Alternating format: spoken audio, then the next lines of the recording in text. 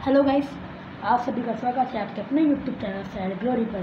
Guys, आज हम पढ़ेंगे हिंदी व्याकरण के चैप्टर फर्स्ट भाषा और व्याकरण को। तो दोस्तों, वीडियो स्टार्ट करने से पहले मेरा नाम है साहिल सोनी, आप सभी का स्वागत है आपके मेरे चैनल सैड ग्लोरी पर। तो गाइस, आइए वीडियो की तरफ बढ़ते हैं। तो दोस्तों, भाषा और व्याकरण क्या होती है? दोस्तों, आप सब जानते होंगे कि भाषा क्या होता है। दोस्तों, हमारे विचारों के आदान प्रदान के माध्यम को भाषा कहते हैं। मतलब कि गाइस, आदान प्रदान का मतलब है, जैसे उन बच्चों ने आइसक्रीम वाले से कहा, भैया मुझे 2 वनीला आइसक्रीम देना। आइसक्रीम वाले ने कहा कि भैया ये 10 रुपये के हैं। तो उन बच्चों ने कहा कि ये दे दीजिए, तो आइसक्रीम वालों ने उन्हें ये दे दिया। दोस्तों, इनके बीच में आदान प्रदान हुआ ना भाषा का। दोस्तों, इसे कहते हैं लैंग्वेज का आदान प्रदान। इसको लैंग्वेज का आदान प्रदान कहा जाता है गाइस।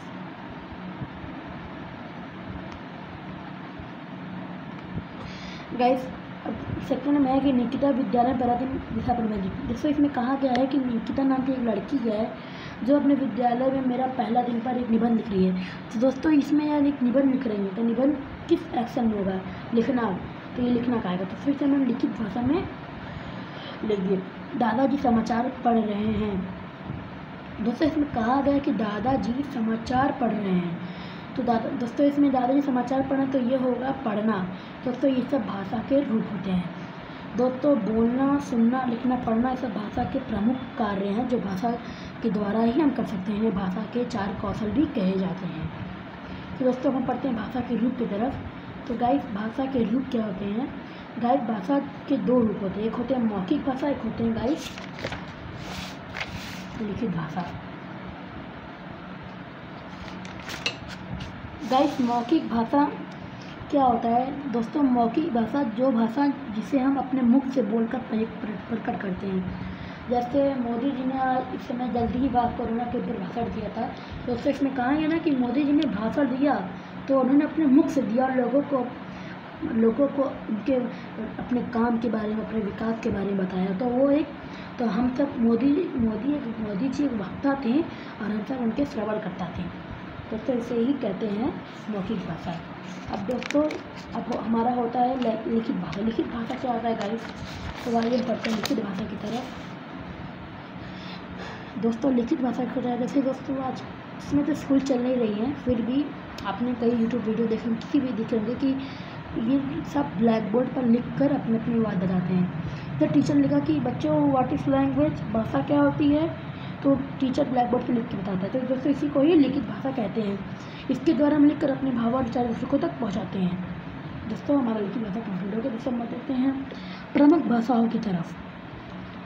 तो दोस्तों, प्रमुख भाषाएँ क्या होती हैं? दोस्तों, इस विश्व में सैकड़ों भाषाएं बोली जाती हैं। जैसे कि जापान के लोग जापानी बोलते हैं, रूस के लोग रूसी बोलते हैं, चीन के लोग चीनी बोलते हैं, इंग्लैंड में अंग्रेजी बोली जाती है, सऊदी में अरबी बोली जाती है, फारसी बोली, स्पेनिश आदि संसार की अन्य भाषाएं हैं।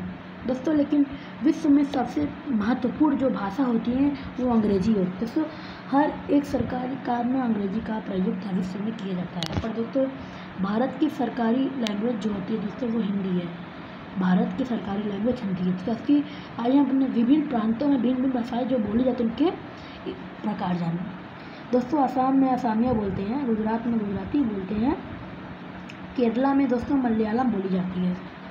दोस्तों, तमिलनाडु में तमिल बोली जाती है, महाराष्ट्र में मराठी बोलते हैं, और दोस्तों उर्दू भी बोली जाती है। दोस्तों, तेलुगु कहाँ बोली जाती है? दोस्तों, तेलंगाना में तेलुगु बोलते हैं। दोस्तों, मणिपुर में मणिपुरी बोलते हैं, कर्नाटका में कन्नड़ बोलते हैं। दोस्तों, नेपाल में नेपाली बोलते हैं, सिंध में सिंधी बोलते हैं, कश्मीर में कश्मीरी बोलते हैं, पंजाब में पंजाबी बोलते हैं, उत्तर प्रदेश संस्कृत बोलते हैं, कोंकणी कहाँ के लैंग्वेज नहीं आएंगे, बांग्लादेश में बांग्ला बोलते हैं, भारत में हिंदी बोलते हैं, कश्मीर डोगरी बोलते हैं, बोडो भी बोला जाता है। दोस्तों, बोडो उस साइड बोलते हैं। दोस्तों, क्या नाम है, सेवन सिस्टर के साइड बोली जाती है। दोस्तों, उड़ीसा में उड़िया बोलते हैं। मैथिली और संथाली ऐसे कुछ लैंग्वेज हैं दोस्तों। लेकिन आप सब जानते हैं कि हमारी मातृभाषा क्या है? हिंदी हमारी राष्ट्रभाषा है, हमारी मातृभाषा भी है। दोस्तों, लिपि क्या होती है?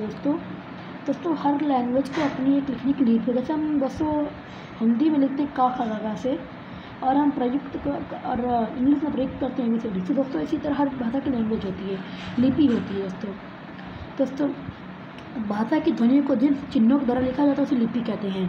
दोस्तों जैसे हम मराठी भाषा लिखने के लिए देवनागरी लिपि का प्रयोग करते हैं दोस्तों। उर्दू की लिपि फारसी होती है। अंग्रेजी इंग्लिश को लिखने के लिए हम रोमन लिपि का प्रयोग करते हैं दोस्तों। ये सब हो गए कुछ लिपि। अब हम करते हैं व्याकरण के दोस्तों। व्याकरण सबसे प्रमुख पार्ट है भाषा का दोस्तों। भाषा और व्याकरण का बहुत ही गहरा संबंध होता है। भाषा के शुद्ध रूप का जो ज्ञान होता है, जो जिस ज्ञान से हम अवगत होते हैं, वो हमें व्याकरण से ही होता है दोस्तों। प्रत्येक भाषा का अपना व्याकरण होता है। तो जैसे इंग्लिश में ग्रामर होती है, ग्रामर के बिना